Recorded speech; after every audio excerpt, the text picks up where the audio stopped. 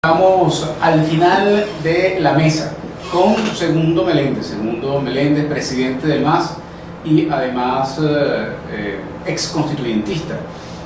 Recordemos que al final de la mesa lo estamos transmitiendo a través de las redes sociales de Nick Evans en Twitter y en Facebook Live, y también estamos grabando para transmitirlo por aporrea.org, producción de puntodecorte.com. Segundo, bienvenido. Muchísimas gracias. Muchísimas gracias. Cuéntanos una cosa. ¿En qué anda el MAS en este momento, siendo un partido histórico que se ha ubicado en la izquierda, pero se le ha criticado en algún momento? Estuvo con Caldera, después estuvo con Chávez, después estuvo con la Mesa de la Unidad Democrática. ¿En qué anda hoy? Bueno, mira, el MAS durante mucho tiempo ha estado en la búsqueda de la ruptura y la polarización. En aquella oportunidad, a finales del siglo pasado, la década de los 90, trabajamos en la vía de la ruptura y la polarización. Y de esa manera Caldera fue una vía a través de la cual en ese momento fue posible romper la polarización expresada en Acción Democrática y Cocaína. Y romper la polarización con un tótem de la polarización. Con un tótem de la polarización. Todas esas cosas las produce la política, claro, porque las circunstancias cambian y los hombres también cambian. Y la convergencia que es el partido de él. Y posteriormente incluso apoyamos a Chávez en el mismo afán de conseguir construir un espacio plural, una sociedad plural, y creímos que Chávez podía abrir esa posibilidad, rompiendo definitivamente con un esquema polarizado que había imperado durante los 40 años anteriores. En las circunstancias de este ciclo, nosotros el primer término apoyamos a Chávez, 2 años, en 2002 nosotros abandonamos. Duró poco ese amor. Duró poco ese amor porque nosotros pensamos que Chávez iba a ser consecuente con lo que había señalado en cuanto a que iba a ser un régimen que pudiera abrirle espacio a la comunicación, a la relación. Pero el MAS se divide, ¿no? En ese momento, Ignacio. En ese momento el MAS se divide. En el MAS se divide. Hubo una ofensiva muy grave contra el MAS desde el oficialismo, cuando el MAS empezó a plantear una serie de ideas críticas en relación a lo que era, a nuestro juicio, una deriva autoritaria del régimen, y bueno, y se fracturó el MAS. Nosotros decidimos constituir el MAS y empezamos en el campo de la oposición. En un principio participamos con el conjunto de la oposición. Participamos de la idea de que había que buscar salida y frenar. ¿Fueron parte de la Mesa de la Unidad Democrática? Fuimos parte de la Mesa de Unidad. Fuimos parte incluso de la coordinadora, que fue lo primero que se creó. Siempre tuvimos posiciones críticas en relación a las políticas que ahí se desarrollaban. Puedo reseñarte rápidamente. Nosotros estuvimos en desacuerdo con lo que fue el golpe de Estado de 2002. Estuvimos en desacuerdo con el paro. ¿Cómo? Con el paro petrolero. Estuvimos en desacuerdo con el paro petrolero indefinido. Nosotros consideramos que el paro petrolero o un paro general eran instrumentos que se podían utilizar para presionar cambios de política, pero convertidos en paros indefinidos, dejaban de ser un instrumento para unos cambios de política y iban mucho más allá, pues tenían propósitos distintos. ¿Y por qué no están hoy en la Mesa de la Unidad Democrática? Nosotros no estamos hoy en la Mesa de Unidad Democrática porque, como te decía, no hemos compartido la política fundamental que la oposición venezolana expresada en la MUC ha venido desarrollando, que es una política de búsqueda de salida inmediata por encima de cualquier otra consideración. Nosotros abandonamos la mesa hace ya unos 5 años, en el 2012 abandonamos nuestra participación. ¿Y qué tal ha sido estar 5 años solos? ¿Han estado solos? Hemos estado solos buscando compañía, vamos a decir. ¿Qué política adoptamos nosotros en ese momento? Nosotros dijimos que aquí no había salida a esta situación, sino a través del diálogo, del acuerdo y la reconciliación de los venezolanos. Eso era una herejía frente hace 5 años seguro. La oposición. Hace 5 años seguro era una herejía. Era una herejía. Nosotros supimos pensamos que eso tendría un costo político importante, ¿Jugó adelantado el pero MAS? decidimos asumir ese costo. ¿Jugó adelantado el MAS? ¿Cómo? ¿Jugó adelantado el MAS? Sí. Nosotros adelantamos esa política a lo largo de todo, desde esa oportunidad. Chocamos con la mesa, chocamos con factores del chavismo y fuimos lógicamente quedando aislados. Y empezamos un proceso de conversación, de contactos con distintos factores descontento de la política oficial y descontento de la política que adelantaba la mesa.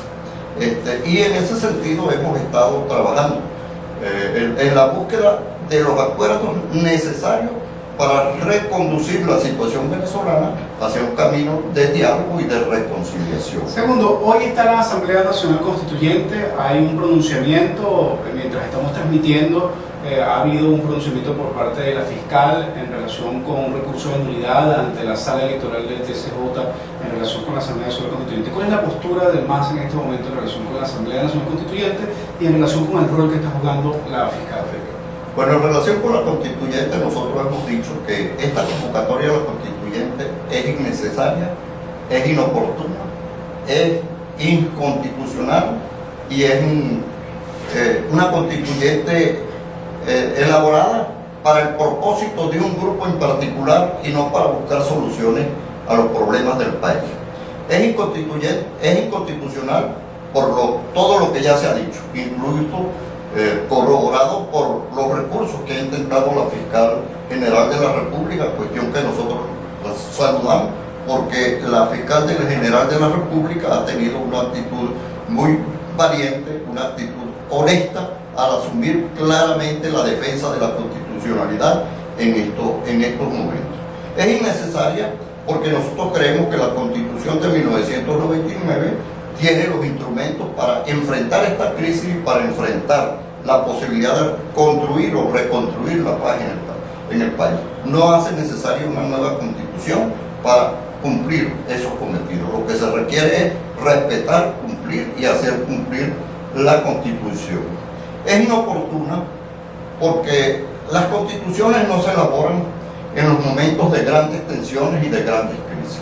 La constitución es el pacto fundamental de una sociedad y en consecuencia debe tratar de resumir las aspiraciones o las posiciones del conjunto de esa sociedad. Porque es el momento de convivencia de esa sociedad. La Constitución del 99 se hizo un momento de crisis, ¿no? Las características de la crisis de 1999 eran distintas a las actuales. Creo que en esa oportunidad había posibilidades de construir un pacto que asumiera el conjunto de la sociedad. Posiblemente no se logró de la mejor manera en la Constitución de 1999, pero sin embargo lo fundamental que la Constitución de 1999 contiene sirve como instrumento para la convivencia de la sociedad. Ahora, segundo, ¿tú crees que es un hecho que la Asamblea Nacional Constituyente igual se va a constituir? El 30 de julio va a haber elecciones. Bueno, mira, nosotros hemos dicho también que esta es una constituyente perversa. Esta convocatoria es perversa. Es perversa porque los propósitos fundamentales, a mi juicio, o al juicio nuestro, no es el de una nueva constitución, es el de tomar un conjunto de medidas que le permitan al gobierno reafirmarse en el poder, consolidarse en el poder. Medidas como liquidar a la Asamblea Nacional, destituir a la fiscal Luis Ortega y hacer otras acciones de ese tipo, cuyo propósito es consolidar al grupo en el poder, no es resolver los problemas de los venezolanos. Nosotros creemos que esa es una perversión. ¿Hay dictadura hoy en Venezuela o estamos en un desarrollo de un plan autoritarista? Mira, ese es un debate interesante, pero yo creo que sobre todo la manera como se ha manifestado el ejercicio del poder en los últimos tiempos y particularmente frente a las manifestaciones que se han venido dando como manifestaciones de protesta, con la represión, la violencia, las detenciones justificadas, el uso de los tribunales militares como instrumento para enjuiciar a venezolanos civiles, yo creo que todo eso indica que estamos como en camino hacia una situación de una dictadura. Estamos en una predictadura en la antesala. Podríamos llamarlo así, porque todavía tenemos elementos en los que uno se puede desenvolver. Todavía seguimos en redes sociales. Este programa donde estamos hablando, etcétera, etcétera. Pero las cuestiones fundamentales y sobre todo la violación de la Constitución, la violación de derechos humanos. Eso es sumamente grave lo que viene ocurriendo en esa materia. Y pero la Mesa de la Unidad Democrática, a través de la Asamblea Nacional, dijo que el presidente de la República estaba incumpliendo con sus funciones, o que se había, no recuerdo el término, se había desincorporado en febrero y prácticamente destituyó también al presidente de la República. ¿Es inconstitucional esa acción también? Mira, nosotros creemos que ahí la política de la Asamblea Nacional a partir del 2015 ha sido una política francamente equivocada.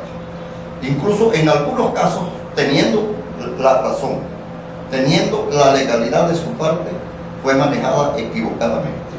Por ejemplo, nosotros consideramos que el revocatorio es un derecho, está establecido en la Constitución.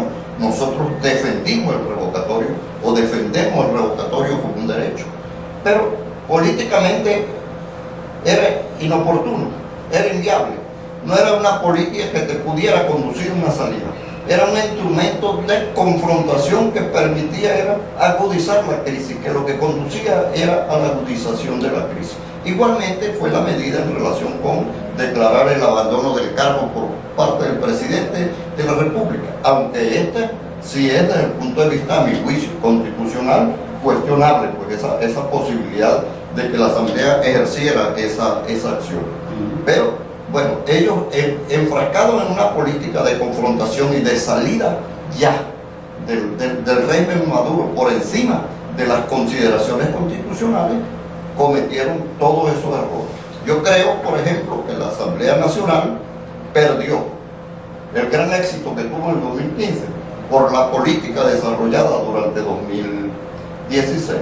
Y en este momento, segundo, tenemos protestas en la calle, pacíficas y violentas, o no tan pacíficas por lo menos. Vemos una fuerte represión y violación de derechos humanos por parte del gobierno en algunas de estas manifestaciones, y vemos una convulsión social bastante fuerte que se suma a la escasez, de comida, a la depauperación del salario. Están ustedes formando parte de un espacio que está convocando a dos objetivos fundamentales. Coméntanos un poco cuál es el rol de ese espacio y cómo ven el destrabe de la salida de la crisis. Mira, nosotros al evaluar toda esta situación partimos de la consideración de que en Venezuela no hay salida a esta crisis, sino sobre la base del diálogo y el acuerdo. Sobre la vía de la confrontación no hay salida. Corremos el riesgo de llevar al país cada día más a una confrontación violenta que puede tener consecuencias impredecibles. Nosotros hemos hablado incluso de que podemos estar a las puertas del estallido de una guerra civil en el país. Esa no es una aseveración fácil. Ya no están lejos. No es fácil, pero hay elementos de eso. Y si el gobierno por un lado y la mesa por otro lado no rectifican algunas de sus acciones, indudablemente que ese es el camino que lamentablemente podemos llevar. Nosotros hemos dicho que el gobierno incentiva la violencia cuando ejerce de manera desproporcionada la represión, cuando ejerce de manera abusiva todo el poder que tiene sobre ciudadanos que manifiestan ejerciendo un derecho constitucional que tienen, que es el de manifestar, que es el derecho de protestar. Y en el campo de la oposición hay sectores que no entienden también que la violencia no los conduce a ninguna salida. Y desde el campo de la oposición hay sectores que participan en la violencia. Entonces la violencia se retroalimenta. El gobierno con su represión criminal y desmedida, y desde la oposición con la acción violenta de algunos grupos. Nosotros condenamos la violencia en general, venga de donde venga. Creemos que ese no es el camino que tiene planteado el país, que el país tiene que transitar el camino del diálogo y de la reconciliación. Hemos procurado durante este tiempo construir espacios que ayuden a desarrollar las posibilidades de diálogo. Hemos tenido serias dificultades dificultades porque la polarización ha penetrado en todos los sectores de la sociedad. Hoy estamos participando de distintos espacios en los cuales este es el tema fundamental. Y afortunadamente creo que estamos llegando a un momento que la mayoría de la gente ha comprendido esta situación y que se inclina porque trabajemos, al menos la mayoría, en la búsqueda de esos espacios de encuentro, de esos espacios de diálogo que impidan encontrar soluciones y salidas a la crisis del país. Bueno, Segundo, muchísimas gracias por esta corta, breve e interesante entrevista al final de la mesa. Muchísimas gracias a los que nos están viendo y también la vamos a colgar en aporrea.org gracias a la producción de puntodecorte.com.